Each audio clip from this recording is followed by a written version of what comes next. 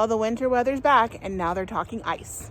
I got a call today from my mom, and she was telling me that the sheep had been out, and Linus had been out, and that they had been running the neighborhood behind us. That neighborhood back there. Yeah, isn't that fun? So Matt bought a bunch of these electric fence holders. I don't know, posts. I don't know what they're called. Anyway, so he is going to run an electric wire down the length of the fence. So what they're doing is that they're just pushing underneath this wire right here.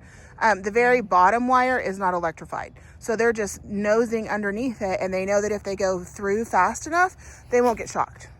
Matt got a call from two different neighbors. One saying that he caught him back by the back fence, and another one saying that Linus was just on their front porch. So our animals have had quite the adventure today. So my mom and my son came over today while I was at work and to feed the goats. And whenever they got here, they saw that they were out. So they put them up. So what happened is they turned off the fence to get the sheep back in. And then in the hubbub of everything, the fence just didn't get turned back on. And since the fence was turned off, so were the heat lamps. Happens, and it's generally not that big of a deal. But today, Linus decided that he was going to get into the fence with the baby sheep and lick them. So because the heat lamps were off, and this little guy right here was wet, he's caught a little bit of a chill. So I've got him underneath the heat lamps, and he is trying to warm up right now. He's just a little cold.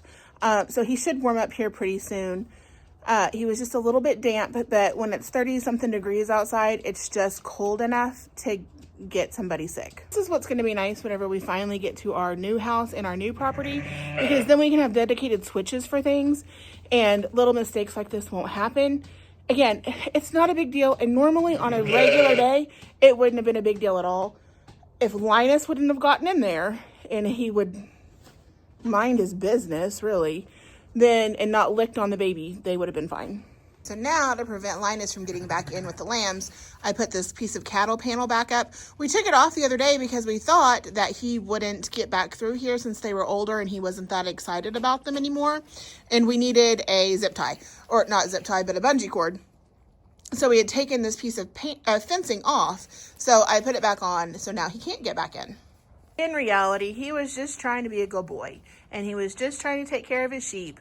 But this time, it wasn't the best idea. What I really need is for these guys to stay put and quit trying to break out. Yeah, I'm talking about you. This is the ringleader of all of it. She's the one that starts it. She pushes everything out, and everybody just follows after her.